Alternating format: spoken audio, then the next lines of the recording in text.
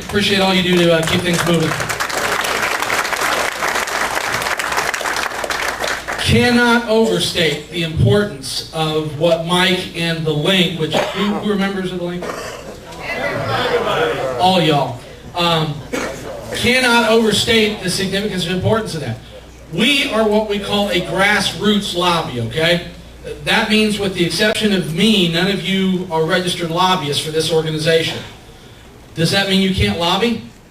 No. It means you're grassroots lobbyists. Does that mean that having 28,000 of you makes my job in the State House a lot easier?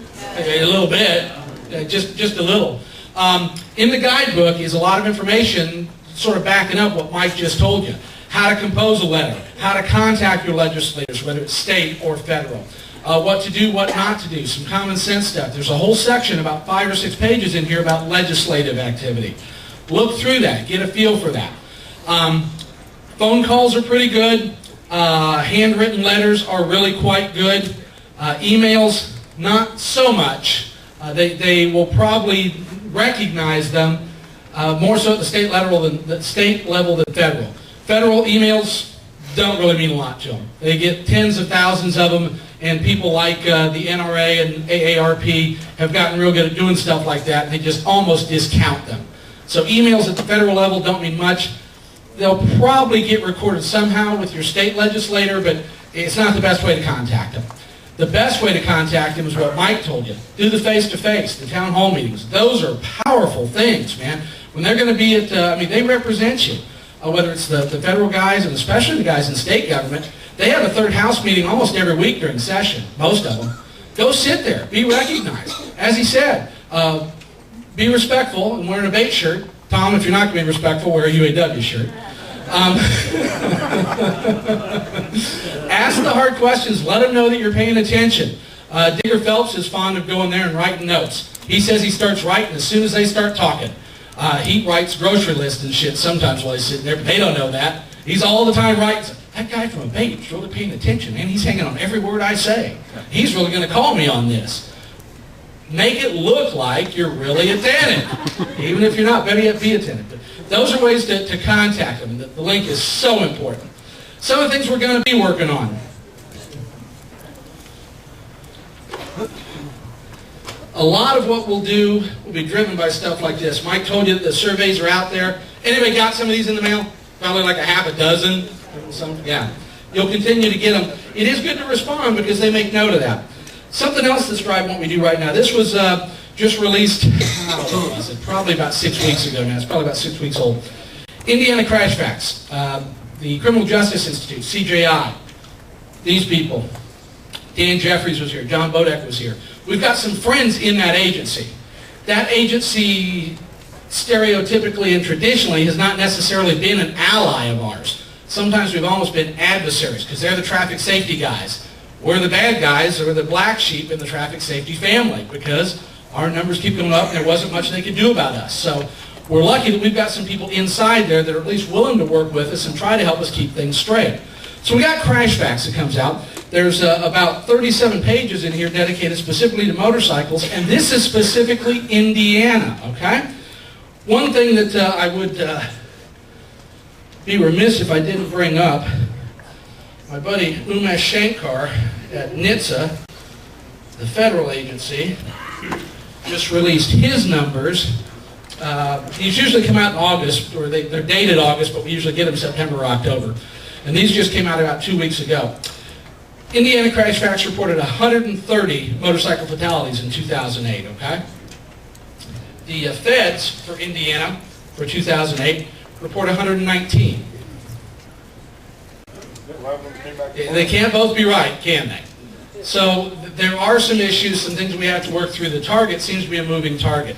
These are things we can use to sort of poke holes in their arguments. When they start talking about how dangerous we are and how our numbers are going up, well, really? And even if they are, by how much? Hell, you can't even agree on what the number is. So they may be going up. Are they going up a little? Are they going up a lot? Hell, if you can't get this right, maybe they went down. We don't know. So these are things that we'll continue to look at and things we'll use as we fight those battles, both in D.C. and at the State House. Something else that's going to be really important to us this session, you heard us talk about it last year if you were here. You read about it in Who's Your Motorcyclist. and it's been on our radar for probably 3 to 5 years. Seriously, 3 to 5 years. We've been aware of it for the last 10 or 12. For a long time, since the 70s, there's been this influx of motorized bicycles. By Indiana definition, it's called motorized bicycle. What do most people call them? Mopeds. That's what we're talking about, okay? DUI cycles, liquor cycles, whatever you want to call them, they're out there. We've been able to sort of turn a blind eye to them for about 30 years. There's another definition called scooter. What is a scooter? Well, that's a little vague depending on who you talk to. It's not that vague. It shouldn't be that vague, but the interpretation is vague.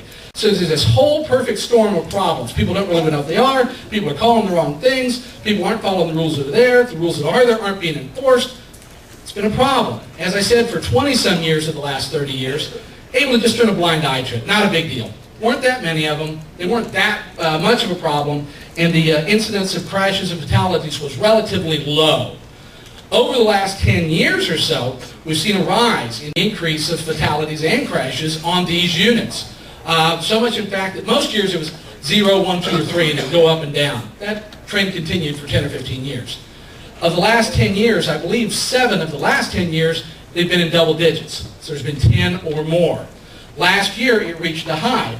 In 2008, as of November 1st, 2008, there were 17, and the year ended with 19 fatalities.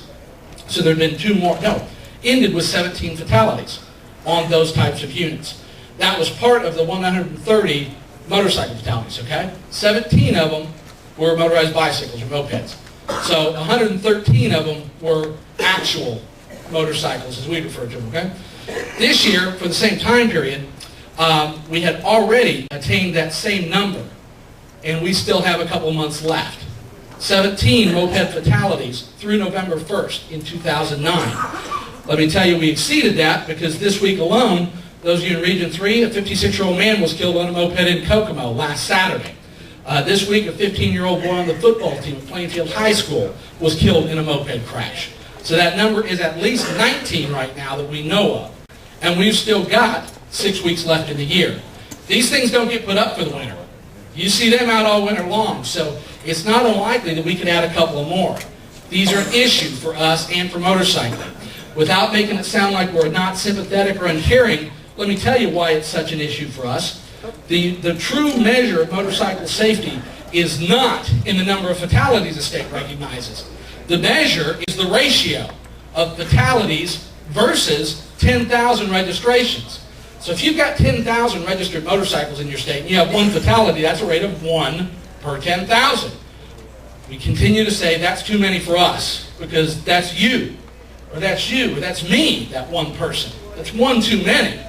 But that would be deemed an acceptable rate, perhaps. If that rate is higher, if you got 10 per 10,000, wait a minute, that's 1 in 1,000. That's a pretty high incidence of fatality. So that rate is what's important. So, what's the problem with these things? Who's getting blamed for their fatalities? What category do they go into? Motorcycle. Are they registered? No. So that skews the rate. We've got 200,000 registered motorcycles in the state in 2008. How many mopeds are there? No. But we know there were 19 fatalities. 17. I don't know. The number is 17 fatalities. We're headed to 19 now this year. It's too damn many, and it's screwing up our numbers. We're getting blamed for those things, and there's no regulation or control. We're not out to beat up the people that are riding, and we're not out to cripple that industry and make them outlaw. What we're trying to do is get a little accountability so we at least know what we're talking about. Trying to get something that brings them on an equal playing field. If they're out there playing in traffic, they ought to be registered. That's what we're looking for. This is something that's on our agenda.